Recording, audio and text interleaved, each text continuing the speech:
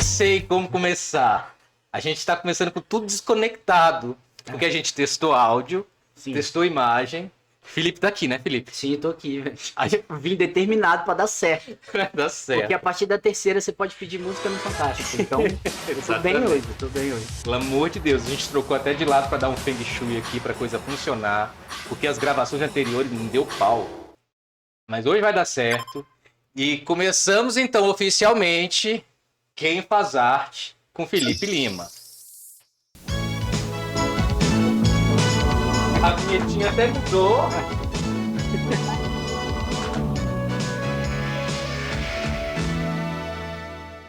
Não tem como não falar que você não é autêntico. Porque você é assim desde que eu te conheço, desde a época da faculdade, quando eu tinha 18 anos. Formamos Felipe Lima apresentou um problema de áudio. Isso aí foi o que vocês viram na internet. Eu fiquei grilado. Cara, mas esse aí é um dos maiores ensinamentos que o teatro me trouxe, né? Sim. Em que em algumas conversas a gente falou do momento que a gente teve na faculdade, Sim. de crise numa apresentação. E você me falou, cara, eu olhei pra você e você falou, me dá um short, que eu vou entrar em cena e depois você pensa numa próxima coisa e vamos, entendeu? Exatamente. Então o teatro sendo essa arte do agora, ele ensina muito a gente a não desistir, porque assim, eu tenho histórias muito engraçadas de espetáculos, de situações, né? Que deram Que errado. deram errado e segue o baile, né? Exatamente. Então, seguindo o baile, porque isso aqui foi só um trailer pra gente explicar que Felipe Lima, ator, professor, produtor, está aqui conosco no Quem Faz Arte. Seja bem-vindo oficialmente mais uma vez, Felipe. Muito obrigado, eu acho que pela terceira vez deu para eu conhecer bastante a proposta do Quem Faz Arte, né? De estar aqui no Tailândia Podcast também, que é um espaço muito interessante. Funciona aqui na Tailândia, né? Na divisa de Sim. Taguatinga com Ceilândia, para quem não sabe. E que é um espaço que eu frequentei muito através, assim, Taguá, QNL, QNJ, Sim. por conta de um grande amigo, o Thiago Ramad, que Falei também com ele fez hoje. faculdade com a gente, na verdade.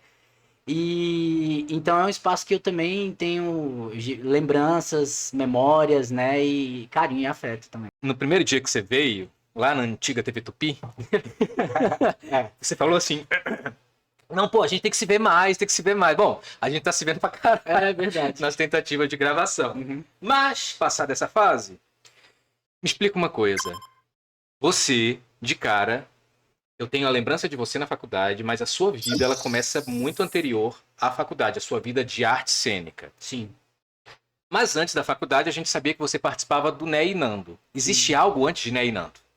Existe algo antes de Neinando. A minha primeira produção profissional, que foi um convite de uma diretora, atriz, palhaça, Caísa Tibúrcio, né? Que foi a pessoa que, de fato, teve o olhar e me fez o convite para que eu pudesse participar do espetáculo Zezinho e o Anjo Marmanjo, de um poeta de Patos de Minas, Wilson Pereira, que é, né, incrível, escreveu essa história infantil, né?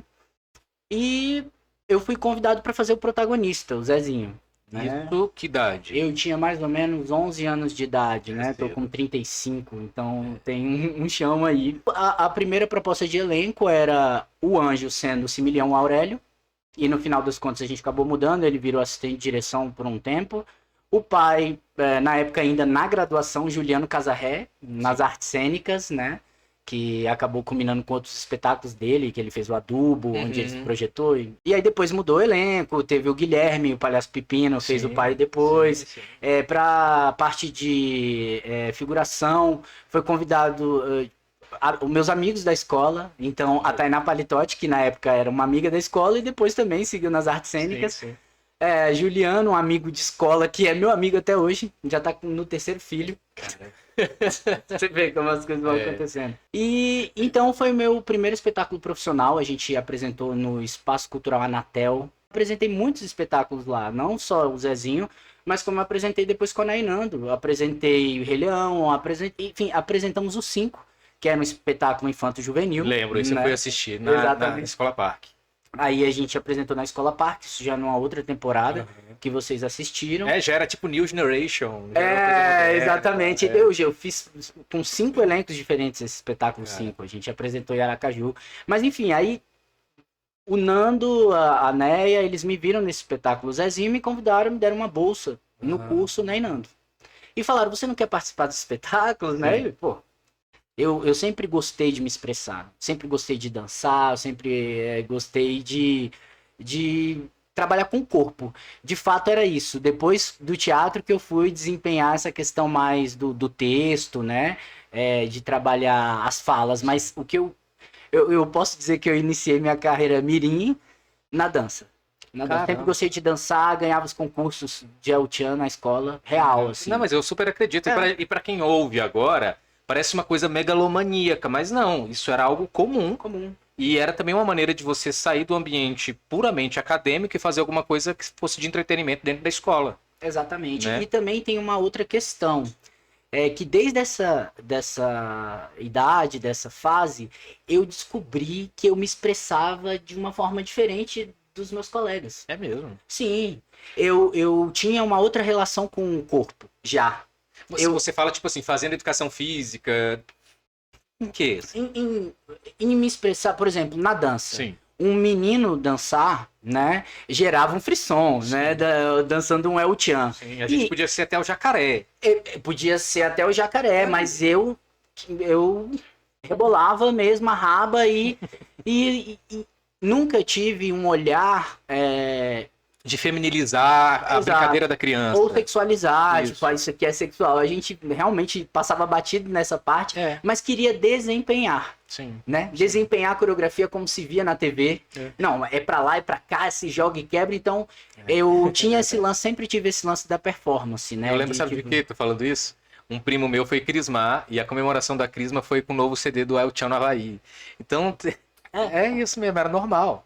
Hoje que a gente vê um distanciamento, né, Felipe? Que doido. Exatamente. Enfim, e aí eu meti as caras nesse aspecto e não ligava muito pra... Talvez eu nem percebesse que certos comentários eram maldosos ou que me chateavam e tal. Sim. E aí logo eu entrei nesse espetáculo profissional, então entendi o porquê que eu gostava tanto de me expressar. Era isso, eu gostava também dessa interação com a plateia, eu gostava desse jogo, né? De apresentar algo, ser visto e tal. Muito confuso nessa fase de... Ó, isso aqui, gente, deixa eu explicar. A gente foi chamar as Paquitas, as originais mesmo, para um projeto lá no Dulcina chamado Show da Dulcina. E as Paquitas estavam cobrando R$5.000 e hospedagem tinha que ser no Hotel Nacional, porque era perto do Conic e ficou muito caro. E aí a gente cancelou com as Paquitas, porque o Alexandre Mussi, que era o empresário dela, começou a cobrar muita coisa nossa, sabe? Assim, e o café da manhã, e não sei o que lá. No Dulcina não tinha nem luz. E aí a gente chamou Felipe e Thiago, bem assim, as Paquitas não vêm. Elas iam ser as juradas do evento. Por que eu tô fazendo essa volta toda? Porque assim como toda patricinha de Beverly Hills, todo começo de relação, tem umas faísquinhas, e a gente teve uma pequena faísquinha no começo da Dulcina. Não sei se era faísquinha de quem já trabalhava, cada qual no seu rolê, e entendia que a gente estava se colocando junto. Não sei, acho que quando eu falo das patricinhas de Beverly Hills é porque há um pouquinho, né, disso. Mas isso eu tô falando do primeiro semestre. Mano, no primeiro semestre eu já engatou uma proposta tosca minha. Mas foi fantástico, velho. Foi. Eu acho que eu nunca te agradeci publicamente, porque a gente também não tinha uma consciência do que Olha era o churrasco. Olha o churrasco na casa do Caraca, Thiago. velho. A gente nunca teve uma noção de que aquilo um dia ia ser história pra contar no futuro. Era mais uma aventura daquele momento de iniciantes. Mas isso te agradeço de coração por ter topado. Eu acho que o Dulcina, essa escolha da Dulcina em toda essa história, né? Essa conversa com o Juscelino, aqui vai ser o futuro, ela vislumbrando e também escolhendo meio que aquele espaço que é o coração de Brasília, né? Que é um espaço de trânsito muito forte, tem ali a rodoviária e tudo mais. A Dulcina, ela também tem esse encontro de várias regiões de Brasília e também encontro de culturas. né? Total. É muito, muito interessante quando eu te conheci, saber que o Periférico já estava acontecendo, que é o filme que você estava gravando, Sim, sim. na Samambaia, com atores e atrizes de Samambaia, e aí eu pude conhecer o que se fazia em Samambaia. Não tinha rede Olha que social, doido. cara. É verdade. Não tinha rede social, você não sabia facilmente que estava tendo alguma coisa em outra região administrativa. E o Orkut só permitia 12 fotos nessa época. Então era difícil contar a história. Exatamente. Então, saber que tinham pessoas trabalhando com arte em outros espaços e também esse choque de cultura mesmo, narrativa, né? de narrativa e social, Sim. pessoas que estão vindo de ambientes diversos e uma questão muito importante. Ah, Buscando uma profissionalização, buscando um sonho de ser artista, buscando, tipo, sair de casa, porque a mãe falou, velho, vai fazer alguma coisa. Tipo, alguns colegas que a gente tinha lá e que, né, ficavam lá na faculdade, mas nunca saíam do primeiro semestre. isso era muito comum, né? Isso era muito comum. Tem essa questão, a gente tinha uma prova específica, tinha um pré-requisito, mas o Tinha uma tensão também. tinha uma atenção. Mas o Dulcina, ele sabia muito bem abraçar as pessoas e ao mesmo tempo colocar elas em choque, propor esse choque. Tem muito meme isso na internet, né? De meus colegas da faculdade, tipo assim, um senhorzinho de 70, uma galera, uns doidão, não sei o que. E isso era real. Era real. Mas estar nessa diversidade é incrível.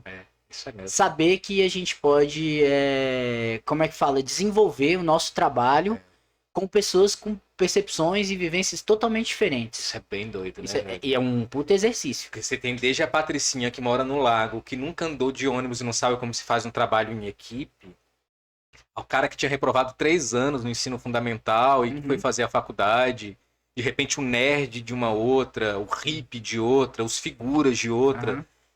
Então realmente ali é um lugar que tá aí, é foda, porque você só tem a consciência de que a faculdade abraça depois que você sai dela. Exatamente. Depois que você sai dela. Anos muito bons do Dulcina. Se Sim. você pegar um histórico do Dulcina, foi um ano de muita produção, né? Tinha muita exposição dos Muito investimento professores, nas peças. muito investimento nas peças. Tinha um grupo, né? Tinha muita gente de tudo quanto é lugar. E que pra mim, cara, foi fundamental, acho que assim, pra a graduação em si. Ela me trouxe fundamentalmente uma coisa: garantia de dignidade, porque ela me deu o diploma, Sim. um instrumento, uma ferramenta para depois passar no concurso da Secretaria de Educação para ser professor de artes.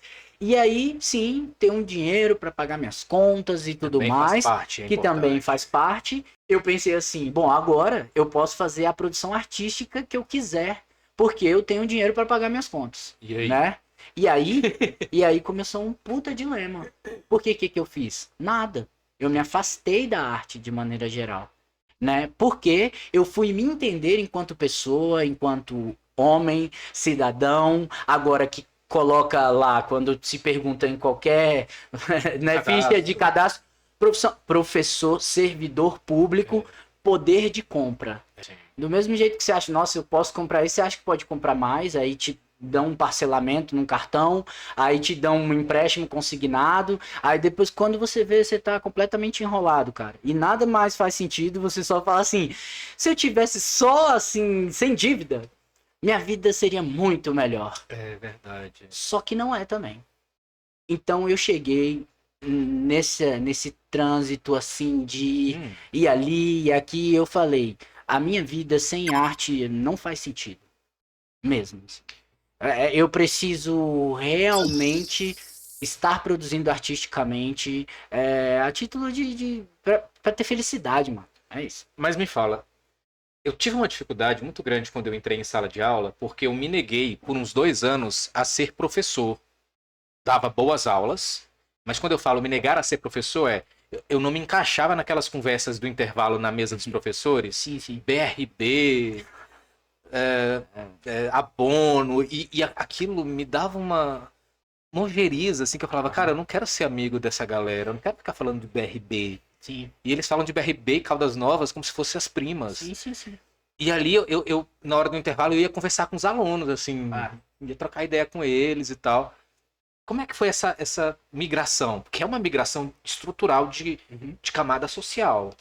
Exatamente. Então, essa ilusão de poder de compra também e de uma ascensão social, uma pseudo-ascensão social, porque você tem um salário ali, isso é extremamente prejudicial no processo educacional e no processo do desenvolvimento pessoal e profissional dentro da carreira. Eu vou te explicar o porquê disso.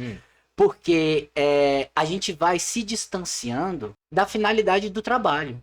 E trabalhar em escola pública não tem como você. É inegável que é um trabalho social. Sim. Entendeu? Quando a gente está na graduação e estuda os maiores pensadores, né?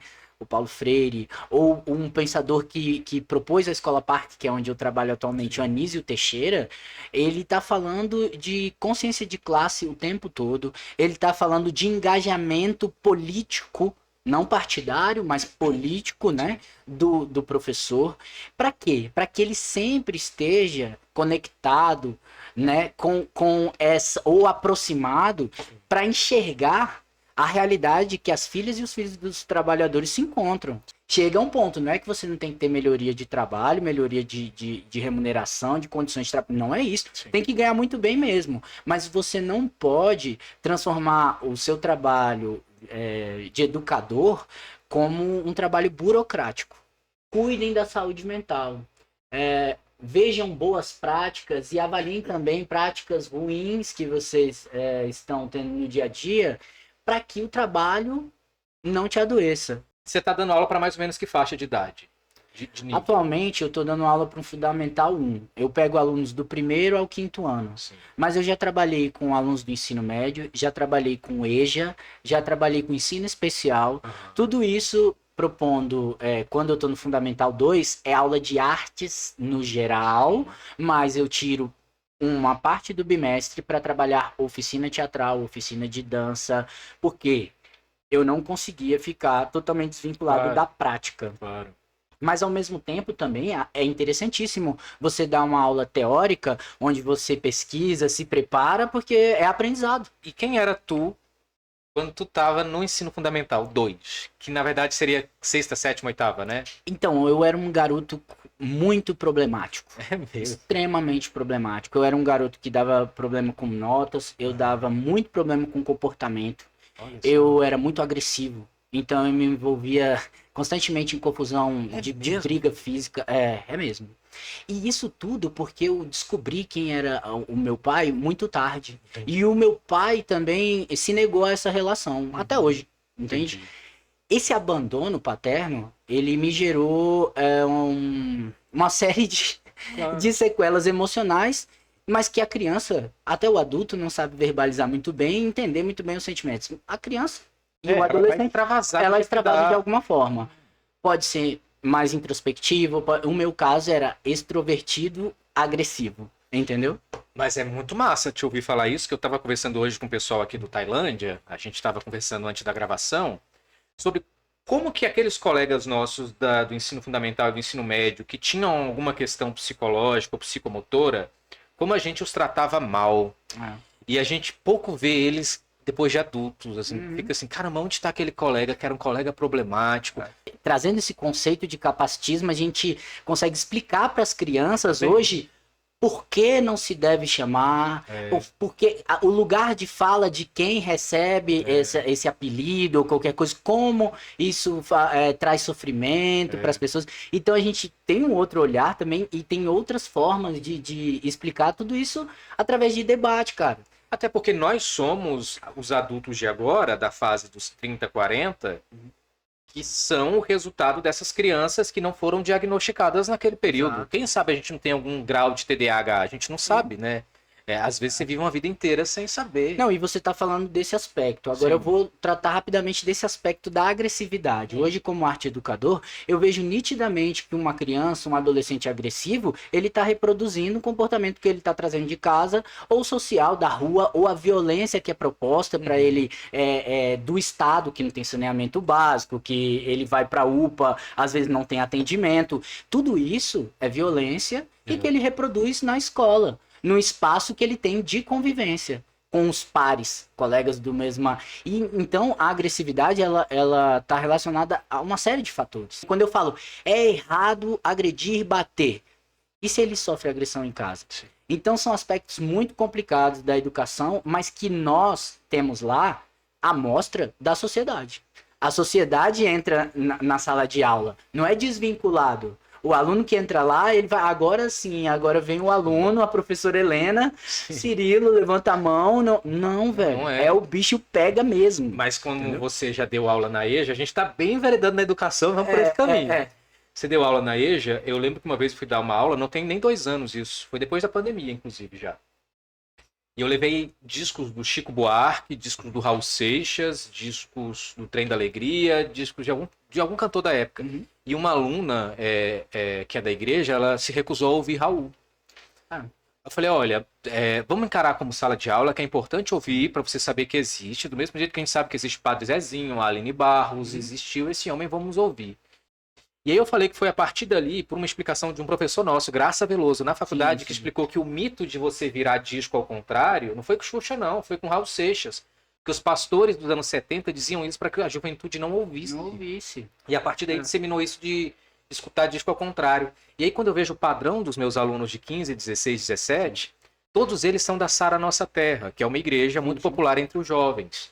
E ela tem o louvor lá com o grupo jovem e é o que mais se aproxima de qualquer coisa de entretenimento. Sim, tem baladinha, tem boate, tem tudo. Então para eles né? a diversão tá ali porque não existe cinema, não existe teatro. É legal a baladinha da igreja, mas não tem outra referência. Eu também dei aula no Recanto 704, né? E também tive essa experiência de levar o Racionais para a sala de aula e alunos que não posso escutar por causa da minha questão religião.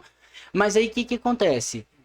O Racionais ele é muito pedagógico nesse aspecto porque ele é a narrativa do cotidiano. Então, todos esses desafios da educação, cara,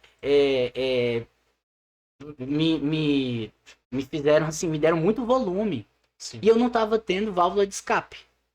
Foi quando eu olhei para toda a minha carreira artística como ator, e como ator mesmo, principalmente olhei de operar, de estar lá, de usar o meu corpo, a minha expressividade e falei, preciso voltar. Porque quando eu fui fazer esse concurso, tinha um professor que anotava a remuneração. Eu olhava lá e falava, quando eu ganhar esse dinheiro, eu nunca mais paro de fazer teatro. Quando eu ganhei o dinheiro, eu parei imediatamente. Então eu tive um olhar e falei, vou me lançar novamente.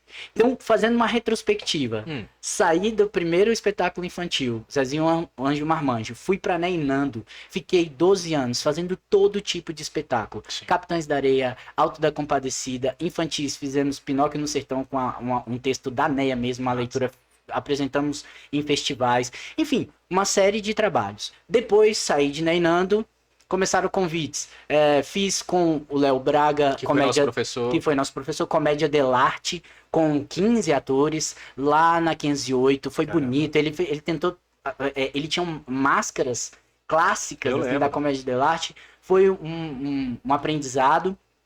E depois, colegas, Luana Proença me chamou para fazer o Legionários da Capital. Sim, foi um espetáculo de sucesso aqui. De sucesso também, reuniu um elenco muito interessante. A Baitê, Adriana Lodge, Elia, Matheus Ferrari, Sanderson, quem mais? Luísa Viotti. Eu era, assim, uns personagens... O Yuri, que tá no Rio agora. Também foi um espetáculo de sucesso, uma estética, tinha uma banda tocando muito bem. Então, eu sempre... continuei fazendo. Se fosse pra pensar se tava no circuito, tava no circuito, não tava? No circuito. E assim, aí comecei a ir pro lado da performance, né? Performance, como as pessoas falam, eu acho estranho isso, porque tudo no fundo é comercial, mas a performance comercial para eventos e tudo mais, onde a gente performava fiz um Jack Sparrow, sensualizando numa festa assim do Corém. Saca, assim, tipo assim, então tive essas experiências também, assim, muito interessantes, mas eu precisava voltar para o palco, assim, abrir a cortina, esse aí é sabe, que realmente faz bater meu coração. Sim. E eu, então, depois de anos e anos e anos, falei, cara, vou aceitar o convite, que a Neia, quando me encontrava por aí em Brasília, volta lá, vai fazer umas peças, eu falei, vou aceitar, porque eu tô com vontade. Sim. Ah, quanto que vai ganhar? Não, quero fazer. Eu tenho essa, assim, não tem muito. A partir do momento que eu acho assim, não, agora é um Que seja trabalho que eu quero interessante. combinar, Mas se não, se eu acho que eu preciso me colocar em trabalho, em exercício, o corpo. Cara, eu começo a fazer os primeiros espetáculos infantil, porque infantil é caricato, se expressa bastante. Caraca, pequeno, eu falo, nossa, tô duro aqui, tô engessado. Fisicalidade. Fisicalidade. É como atleta. Parou de treinar 3 dias. Nossa, já tá, o ângulo já tá diferente e tal. Então voltei a fazer dinâmico, né? Nando acontece muito rápido, assim, sai na semana, apresenta final de semana e tudo mais. Recebi o convite do G7 para integrar um espetáculo do repertório deles e fazer um experimento, se a gente ia fazer outros espetáculos, e aí fizemos 3 espetáculos juntos, só que a Isso dinâmica... foi por agora já, 2021, 2, não foi? Uma coisa assim? Foi 2022 Isso. e 2023, né? Eu consegui participar de um processo do zero com eles, Caramba. que foi o Quem Vê Cara Não Vê Harmonização. Que tá em cartaz agora com outros atores. Exatamente, mas que eu pude viver o processo de criação e de montagem da companhia G7. Isso é muito legal. Sim. A título, né, nós que somos profissionais e vemos cada forma de trabalhar, de cada pessoa, que isso não tem graduação que ensine, né? Na verdade, é a expertise da vida. Foi fantástico entender como era esse processo de grupo, um grupo menor, né? Porque grupo de 4 atores, cara, muito, muito versátil. Todo mundo dá ideia e pode ser aplicado. É democrático nesse sentido de botar piada, de interpretação. E aí, eu voltei para o palco todo final de semana. Não, a sessão que eu tive menos espectadores, 480. Nossa. Teatro lotado sempre. Sabe? A iluminação... Eles têm um público muito fiel. Tem um público muito fiel. Então, aí que voltou o gosto mesmo pela apresentação. Porém, eu falei assim, cara, só que eu tenho muitas inquietações. E há muito tempo, desde a primeira vez que eu tive uma depressão, Sim. né? Eu comecei, de fato, a ter um olhar sobre a saúde mental amplo, em todos os aspectos. Seja em tratamento, seja em a importância da terapia, a importância de fazer conexões saudáveis, relações mais tranquilas. Tempo de qualidade. Tempo de qualidade e questões também, retomando aquele assunto que você falou, de invisibilidade, de preconceito. Aí fui parar na luta antimanicomial, né? Comecei a pesquisar Arthur Bispo do Rosário, eu comecei a pesquisar Nice, Sim, que foi uma... de Oliveira. Então, assim... Incrível. E também, retomando uma oficina que eu participei de percussão em 2012, no Hospital Felipe Pinel, no Rio de Janeiro, na Urca, de um bloco de carnaval chamado Tapirando Pirado Pirô, que é um bloco formado pelos internos. Esse projeto era proposto por musicoterapeutas, com apoio da Petrobras, integrando, fazendo parte de um braço da luta antimanicomial. Que era isso. Então, eram internos, bicho. Em surto. Em surto. Chegava assim, ó, em surto, eu entregava a baqueta na mão, botava o instrumento, toca. Tinha dia que o cara só batia a baqueta, assim, pra sair da inércia. Caraca. 3 dias depois, e aí, cara, beleza, não sei o quê, cadê meu instrumento? Não sei... Eu não sabia nem que... sabia meu nome. Então, a gente tem muito tabu, mas, de fato, porque a gente não sabe como opera. Opera bem diferente. Então, cara, você tem que ir de coração aberto. A minha avó, falecida, Dona Maria, era esquizofrênica. Surto permanente. Desde o primeiro momento que eu abri o olho, comecei a chorar, e a minha avó me pegou no colo já, assim que minha mãe saiu do hospital, porque ela já fez isso, eu entendi que minha avó era diferente. E aprendi a operar com a minha avó. Entendi. Do jeito dela. Diferente, entendeu?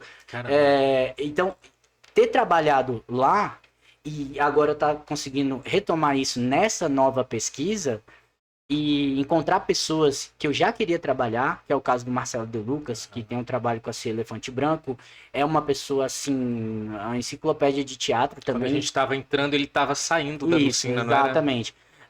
Assim, é uma pessoa que eu confio para fazer a direção desse espetáculo e também fez a formação da equipe na assistência de direção, dramaturgia. Nossa. E agora a gente conseguiu passar na etapa do Funarte. E se chama Mania, que é um dos aspectos da bipolaridade, né? investimos nessa questão de produção para botar uma sonoplastia 4K. A gente quer botar alguns paredes de LED. O espetáculo, o objetivo é também ser sensorial. Claro, é fenomenológico, né? Exatamente. É a fenomenologia que a gente aprende em estética. Isso. É muito genial. Veio uma produtora aqui e falou pra gente a importância da gente pensar outros níveis de acessibilidade. Quando no seu espetáculo não tem luz estroboscópica, ou seja, não tem aquela luz que pisca, você automaticamente já está atendendo ao público que tem algum espectro autista e ao público esquizofrênico. Porque só o fato de não ter já é você dizer que está preparado para recebê-lo. Epilepsia também. E também a questão, o seu espetáculo ele tem som gradual, gradativo, aliás, ele pensa no fade in, fade out, ou ele começa no meio do espetáculo. Porque isso afugenta as pessoas. Felipe, isso é uma discussão dos anos 2020. Isso nunca existiu. Isso traz um engajamento, eu acho, para a plateia. Acho que a gente tem que voltar a umas casas. Que casas são essas? Tinha também uma coisa de vanguarda, porque quando vocês vieram, parece que a Né e Nando mandou um lote de egressos, né? De pessoas que estavam trabalhando lá pro Dulcina. E o olhar de muitos era assim, nossa, a galera da Né e Nando, a Né e Nando mandou em peso. Tanto que os convites pra gente assistir as peças eram convites das peças de vocês, porque vocês eram quem tinha peça todo final de semana. Isso. E a gente, no afã de fazer amizade com todo mundo, a gente assistia as peças da Né e Nando. Ainda que fossem as infantis. Sim. Só que aí vocês vieram com outro nível de qualidade. Uma qualidade de improviso que a gente não tinha tanto. Sim. Uma qualidade de, como você mesmo disse, consciência corporal que pra gente era uma coisa muito educação física para além do teatro. E vocês vieram com uma outra noção, que essa foi arrebatadora. Vocês sabiam decorar todo e qualquer texto no tempo recorde. Era. Bizarro. Bizarro. É bizarro. Só que isso é o mecanismo oposto, né? A Né e Nando entrou na faculdade, não que a Né e Nando tenham entrado, mas vocês, como fizeram muito tempo Né e Nando, vocês injetaram uma qualidade que a academia negava da Né e Nando. Exato. E foi a geração de vocês. Exato. Né? É porque, assim, dentro de um trabalho de uma companhia, né, que se propõe a viver sem patrocínio, Sim. você tem vários braços de atuação. Uma delas é o trabalho de entretenimento, vamos dizer assim, mais puro. Em shopping, animação. Sim. E isso acontece até hoje na Né e Nando e também faz parte de um pilar que sustenta o trabalho até hoje, não é verdade? Mas também tínhamos produções que pensávamos em cada luz para cada cena, cada momento, cada cenário, cada progressão. Pensávamos em dramaturgia, tinha um trabalho de ator, vamos rever esse personagem, vamos rever essa cena, vamos ensaiar novamente, vamos chegar mais cedo, o personagem e tal. Então, nós tínhamos um trabalho profissional, né? E que era feito, só que a vitrine, onde que chega mais? Chega nesse trabalho do shopping, chega mais no trabalho de rua. Esse cara, ele foi muito famoso no Dulcina, nas peças que ele fez, assim. Ele fazia peça boa. E ele tinha um companheiro, que era o Thiago Ramad, amigo nosso da faculdade, que tinha professor que queria separar Felipe e Thiago em alguns semestres para não trabalharem juntos. Então tinha já um nível muito gostoso de trabalho. Eu me sentia no ensino médio com esse papo. Aí vamos separar os caras porque eles estão muito tempo juntos. Mas isso é tipo isso. Mas um apoiava o outro. Um apoiava o outro. O bicho, o Ramad, ele saía de lá, ia trabalhar no banco, no porão do banco. Ele contava papel, dinheiro. E guardava. Quebrado, ganhava 400 conto e contando não sei quantos mil por dia. Nossa. E eu também tendo que trabalhar, um dava suporte de amizade um pro outro. Eu lembro, sabe, uma vez, a gente foi ensaiar uma cena do rapaz que era violado no dia de visita. Eu ia ser o rapaz violado, depois virou o Rômulo. Sim. Dia de visita foi um espetáculo lá da faculdade muito famoso também, e que saiu da faculdade, ficou alguns anos em cartaz, 3 anos em cartaz. Felipe fez uma temporada, não foi a última. Sim. E aí eu ia ser o rapaz currado. Aí o Thiago Ramad, que é nada mais nada menos do que um gigante guerreiro Dylan, foi fazer a cena comigo. Cara, no outro dia eu cheguei com colete, com braço. Foi engraçado aqui. Aí eu retomo essa relação com o corpo. Que eu já tinha esse desprendimento de, vamos fazer uma cena, então 7 e 8, vamos fazer. Sim, sim. Quando a gente faz uma cena, e eu lembro, a gente abaixava a calça do Rômulo, ele ficava exposto, a gente também tinha contato, toque e tudo mais. 7 e 8, vamos fazer. O desprendimento do artista, que pra gente, a gente fala aqui abertamente, dentro da sociedade isso é um puta tabu. Quando a polícia entrava na cela, ficava todo mundo nu e eu não me ligando nisso. Galera, vai assistir meu trabalho, meus amigos foram, levaram as namoradas e tá lá a cena teu lá, gente, né? Todo mundo, não, você morto já, porque era a cena que você morria. E aí também é um desprendimento. Não é uma desatenção, é um desprendimento, cara. Eu sou um artista cênico, o meu corpo é um instrumento de trabalho, uma ferramenta que eu já coloco pra jogar há muito tempo, sabe, assim. Eu tenho umas alergias que eu sei que foi lá do Conic, até hoje, assim. É porque a gente apresentava num lugar conhecido como a Ratoeira, no lado da tampa do esgoto. Que tem baladinha e a galera mal sabe.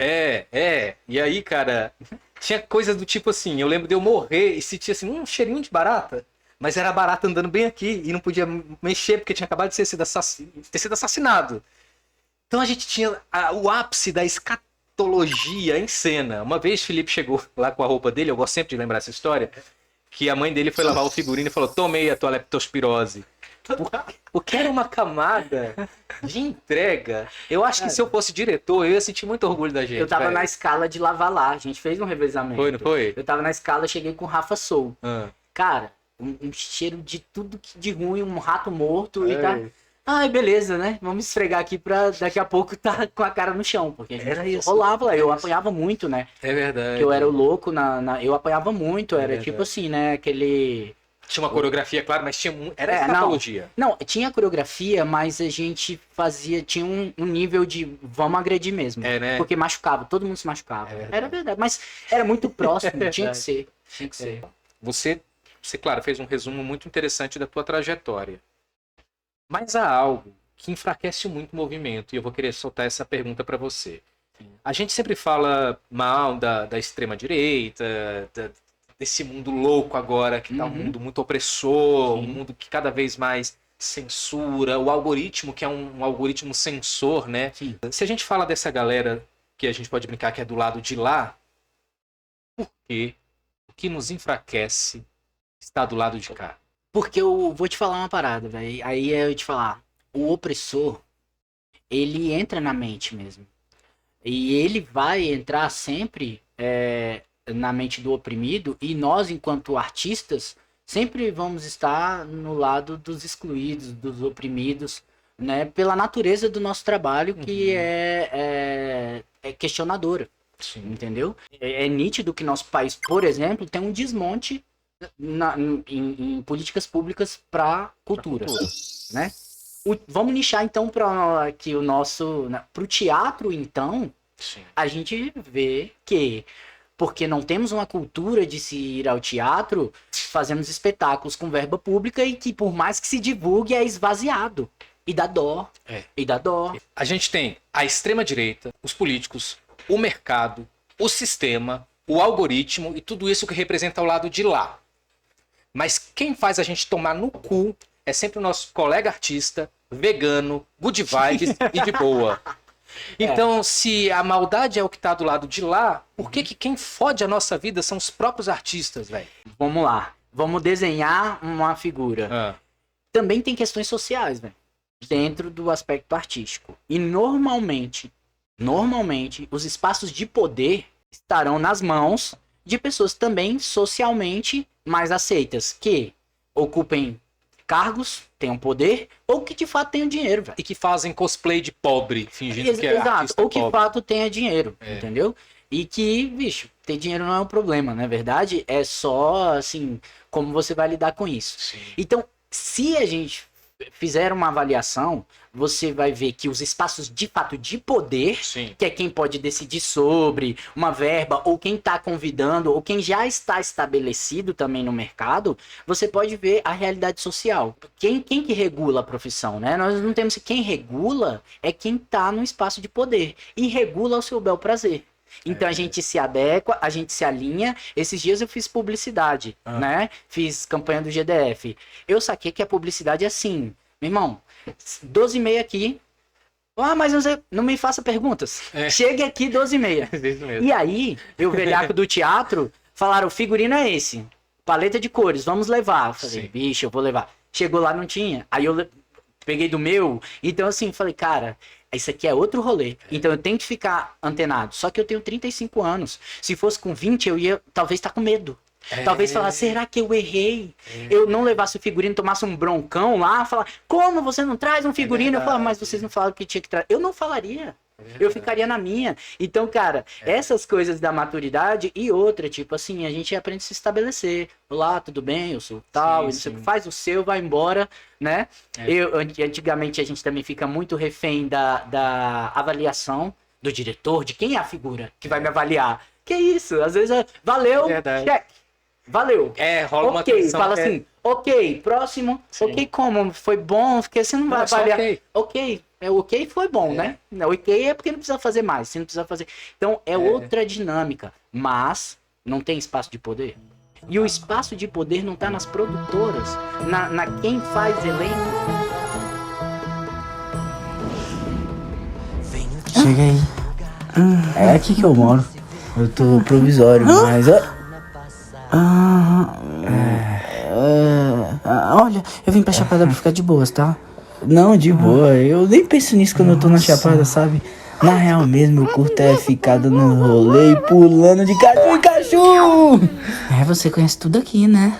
Sim, eu colo aqui desde que eu tenho 6 anos de idade. Mas eu vou te dar uma força, porque eu sei que Eu dou meu jeito aqui, eu sou feminista! Que isso? No Sigma eu fazia saltos. A bicha é braba mesmo, né, Abu? Então, eu sou o professor do GDF e tô aqui dando tempo pra fazer um mestrado. Sim. Cuidado da cabeça, hein? Chega aí. Cara, eu vim fazer um mestrado aqui porque sempre corre a mais pra fazer, né? Capitalismo. Mas o melhor aqui é morar de frente ao Morro da Baleia. Tu tem que ver o pôr do sol aqui, mano. É uma coisa de louco. Capitalismo, né? Ai. Mas assim, mano, eu acho que... Sabe, um dia as coisas vão melhorar. Sim, cara, ninguém aguenta mais desigualdade social.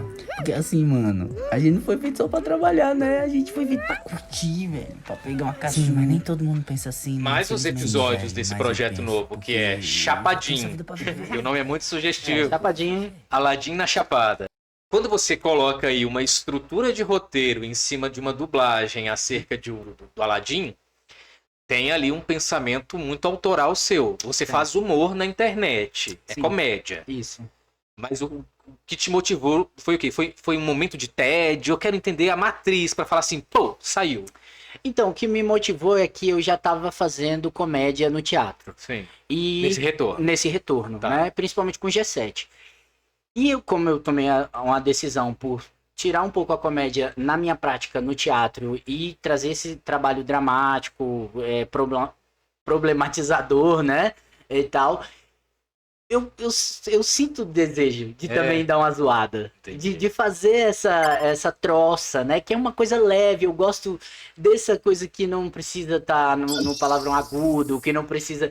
Eu gosto de ser inventivo, sabe? De cara, atraiu a atenção de quem? De cara, atraiu a atenção de todo mundo do meu Instagram, assim, em geral, foi um frisson e de pessoas da Chapada. Guias que estão lá, pessoas que moram lá e estão estudando, fazendo um mestrado, pessoas que frequentam a Chapada, então foram mandando umas para as outras. Foi um fluxo no meu Instagram que eu nunca tinha tido. Pessoas começaram a me seguir, a interagir comigo, né, que eu não conhecia. E que, cara, foi me dando motivação, porque no fundo, o personagem é o meu alter ego. Total, isso é muito claro, né? Exatamente. E no final também, agora, você falando isso me despertou uma questão. Eu também estava carente, de fato, querendo viver um amor na Chapada, um momento de troca, né, mas que sincera, em que se estabelecesse como os personagens se estabelecem. Olha, eu tô aqui por isso, eu tô por aqui pra isso também. Não, eu nem penso, e naturalmente acontece, porque a Chapada tem disso. A Chapada tem uma mística, eu conheço mesmo ali, conheço o folclore daquilo ali desde muito tempo. O momento de gravar, ele é todo de improviso. Como que funciona? Às vezes vou andando pela casa, mas já percebi que isso não é legal, porque cada espaço da casa tem um eco diferente. Então, a casa fechada é um jeito, com parcialmente aberta é de outro jeito, então agora eu vou montar um set, porque eu também quero fazer outros trabalhos. Tem escrito paródias, letras e tal. E é bom até para um teste de Exatamente. televisão, tem lá um espacinho, né? Isso, exatamente. Então, assim, e eu vou fazendo de improviso. No caso, eu volto ou adequo. Não, essa frase ficou boa, mas ficou deslocada. E eu mesmo edito. E tudo no celular, cara. E às vezes eu olho e falo, dramaturgicamente não tá interessante, assim, não tá fechando muito legal. Então deixa eu refazer esse aspecto aqui ou outro, sabe? Sim. Mas o Aladdin, ele fala sobre várias inquietações pessoais. Ele fala sobre turbulência e violência de um cara opressor que pega a menina. Ele fala desse dilema social de uma menina que é muito rica, mas que não concorda com essas práticas da família capitalista, ela quer viver a natureza e tal. E de, velho, um jovem professor que tá fazendo mestrado lá na Chapada, tem seu fiel amigo Abu, eu tenho minhas cachorrinhas, a Mina e o Madruga, que ocupa esse lugar de parceria, assim, sabe, e companhia também. E sonho, velho, sonho, assim, esse sonho mesmo, assim, que eu trago da minha criança, assim, que nunca morre. É uma coisa assim, eu acredito na vida, verdadeiramente, Sim. sabe? Eu acredito que nos dias mais difíceis a gente consegue, depois de um tempo, com ferramenta, com terapia, falar, foi só um dia difícil, mas a vida sim, tem caminhos para ser feliz. O que é ter um carro melhor? O que é ter um puto apartamento? O que é ter uma roupa de grife? O que é ter... Quais conquistas financeiras de fato você tá batalhando, maninho? O que você quer com dinheiro? O que você quer? Responde pra você. Pô, O que é você muito quer legal com um questionamento dinheiro. objetivo, né? Eu Sim. quero pra isso e pra isso. Isso, o que você quer com dinheiro? Mas pra conquistar isso, eu tenho que... Não, então pra artista, tem que fazer fama, tem que ter sucesso. Real, não dá nem tempo de fazer fama, porque você tem que fazer dinheiro trabalhando e quanto mais você trabalha, menos você tem tempo de ser famoso, né? Eu passei por muitas crises. E aí, de trabalho, foi pensando assim, eu tenho que pegar muito trabalho, muita produção. Produzo um cena, produzo um festival de quadrilha, produzo isso. Porque uma vez foi o Pipo dos Melhores do Mundo falou assim pra mim, depressão é que nem gripe. Da próxima vez que ela vier, você já vai sentir no primeiro dia. E aí você vai saber como lidar melhor. Uhum. Você sente quando ela vem. E quando ele me falou isso, eu tava num momento de crise muito foda. Ele falou pela internet. E eu custei acreditar. Aí depois eu entendi, cara, a depressão ela realmente é uma visita recorrente. Sim, sim. Ela é, mas eu sei quando ela chega e tento dar uma conversadinha com ela. Por que eu falo desse frenesi de pegar festival pra produzir mostra? Porque eu entendi que era muito importante ter um sofá bom para quando ela viesse. Era muito importante ter a Netflix paga para quando ela chegasse. Uhum. E é muito bom ter uma caminha confortável quando a depressão bater. Porque ela chega, ela vai demorar ali uns 4 dias na minha vida até eu ir me curando. Mas eu tô na caminha confortável, a Netflix tá paga no meu sofazinho. Dá uma diferença, Felipe. Dá. Só que o conforto para artista ele é muito temporário. Então comprar o sofazinho, comprar a caminha e pagar a Netflix são confortos imaginários temporários, porque na maior parte do tempo a gente está pensando, caraca, daqui a 2 meses o que eu vou fazer?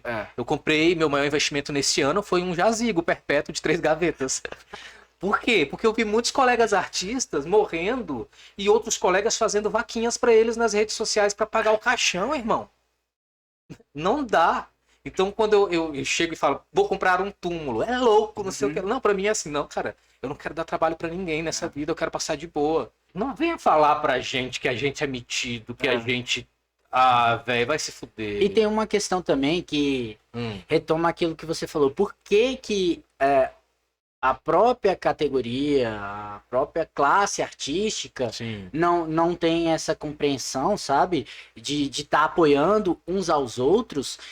que na verdade foi o meu grande choque em trabalhar com arte de maneira geral e ainda é, porque eu não consigo desvincular que o artista também tem que ter consciência de classe. O artista tem que ter também consciência de categoria artística. E a gente sabe que a única forma do trabalhador conseguir direito, melhorar de vida, é se juntando enquanto Sim. categoria e batalhando enquanto bloco, enquanto massa. E aí eu acho que o artista perde muito nesse aspecto quando não se enxerga enquanto categoria. Mas eu me enxergo, velho. Eu me enxergo e eu não tô nem aí, cara. Eu vou assistir os colegas da cidade, mesmo que não me conheçam, e adoro assistir, adoro a produção que tem na cidade. Fui assistir o Novos Candangos, adoro essa produção constante do G7. Trabalhei com a Nainando agora, mas também tenho pessoas que eu admiro bastante, o Abaetê, a Juliana Drummond, que estão fazendo teatro há muito e muito tempo. A Kelly tem um espaço dela do infantil, o Félix. Então, se são pessoas que. Então, a Lucélia tem o curso dela, A Tumbi, né? A né? Tumbi, um curso que é focado mais em desenvolvimento pessoal, usa a linguagem, a ferramenta teatral, mas é em desenvolvimento A pessoal, galera da sabe? palhaçaria não para de criar. A galera da palhaçaria, Elisa, que é uma pessoa que eu nunca falei, mas eu tenho profunda Eu admiração admiro pelo demais. trabalho. Ela tem uns rolês, umas Zé turnês. Regino, o Barbante, quando faz os rolês, pô, encontrava o Barbante de quebrada. E aí, mano, na QNL. Então, ver essa galera trabalhando, eu tenho admiração. E eu acho que a admiração, ela é o passo do respeito. E aí o respeito, e aí também quando você vê, gira muito, você tá trabalhando junto, cara. É verdade. Eu, particularmente, Josué, eu te digo que neste momento da minha vida estou entregue, jogado para o trabalho. Tropinha, tô falando com você. Nossa, essa foi boa, eu vou ter que contar. Eu dei match com a menina no Tinder, velho. Aí ela mandou, nunca tinha visto a menina na minha vida, ela mandou um fala minha tropinha! Eu não acredito. É o meu bordão, galera, da internet, fala minha tropinha. Mas é isso, é pra dar um engajamentinho assim, um frescor pra você que tá em casa às vezes, né, meio pra baixo. Então o tropinha já te dá um up, porque tem hora que a gente precisa se Precisa ajudar. mesmo. Então tá vendo, tropinha? Deu certo. Gravamos. Gravamos, vai O dar. cachorro não latiu. Olha, hoje foi. Hoje o cachorro não latiu. Então, foi um prazer te receber, Felipe. Pô. Foi engraçado porque se a gente fosse pensar numa estrutura de oratória, como nós tivemos 3 gravações, elas foram bem diferentes. Foram bem diferentes. Bem diferentes. Tiveram temas que, né, que não aparecem nessa, apareceram na segunda e não na primeira. É, Mas eu acho que eu vim pensando sobre isso, que nada é por acaso mesmo, velho. Não é. Você estava vivendo um processo. sim. Agora eu sinto que hoje você tá mais tranquilo. Quando, Né? quando tem um Mais advogado descansado. no meio, a gente descansa. Mais descansado. Mas, sim, E eu acho que eu também. é, né? Entendeu? Esse bate-papo mais orgânico, assim. Porque das outras vezes não, vou passar essa camiseta, não, eu vou arrumar meu cabelo. E hoje não deu tempo, mano. Olha Eu vim só, do jeito cara. que deu. Tava Isso é bom. no banco. Não, aí, Isso é sim, bom. aí veio mais, né? Tipo assim, fiquei mais tranquilo. Oi, gente, essa foi a última gravação da temporada, mas eu não posso considerá-la a última porque é a melhor de 3, né? Então, assim, faltava só essa pra gente arrematar, amarrar a boca desse sapo, Sim. deixar claro que deu certo. E, de novo, convite pro vinho tá de pé pra gente tomar, acho que a gente merece agora, diferente, não que a gente não merecesse antes, mas a gente merece meter o pé na jaca, falar dessa vida doida, vida breve. E mais uma vez, cara, foi um prazerzão. Que bom, obrigado pela confiança que eu fiquei tão sem jeito de ter perdido essas gravações, velho, de Cara, verdade. É isso. De verdade. é isso. Fui. Tamo junto. E eu tava pensando em a gente reviver aquele churrasco lá. Queria saber onde anda André Guarani. Nossa senhora. André Guarani. André Eu Guarani. falei com a Lucélia esses tempos. É. Ela me fez um convite pra ver se assumo uma turma lá Que na legal. Tumbi. Porque é isso, velho. É. Gira. Gira Gira, a gente tá sempre encontrando. Eu encontrei ela no samba, falei, e aí, me chama pra trabalhar. Ela chama mesmo. No outro dia, e aí, tu quer mesmo? Quero, vamos, né? Que maravilha. Então é assim, cara. E de verdade, eu me reencontrei novamente com a minha paixão, que é o teatro. Tô namorando. Tô namorando com o teatro. Sacou?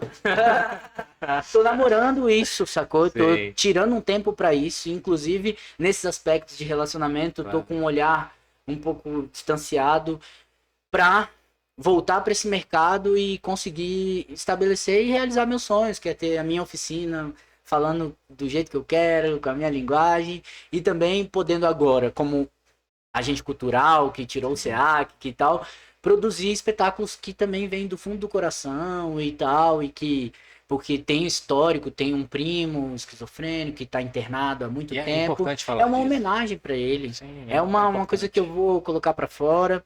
E é isso, velho. Esses 3 pontinhos, assim, que Sábato Magaldi fala, né, de ator, plateia e texto, leia-se texto, qualquer coisa que o ator ali estiver desempenhando.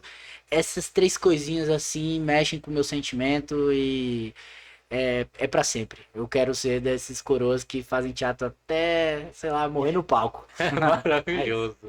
Pois muito bem, minha gente. A gente encerra aqui esse episódio do Quem Faz Arte, uma ação do Tailândia Podcast e Portal Conteúdo, certos de que vale muito a pena a gente trocar ideia com quem a gente gosta e vale muito a pena a gente resgatar conversas que a gente não tem há muito tempo. A gente se vê no próximo episódio e até mais. Valeu, minha tropinha. Beleza. É porque, tipo assim, eu vim também não sabia qual é. Agora, porra, eu falei, tô mais em casa do que eu vou vir aqui, cara. O Felipe veio gravar, perdoa a gente. Mas eu não tava chateado, não. Eu sou mó facinho, velho. É só me chamar que eu vou. É que meu pai é capitalista e fechava contrato com o antigo governo. Caramba, isso é foda.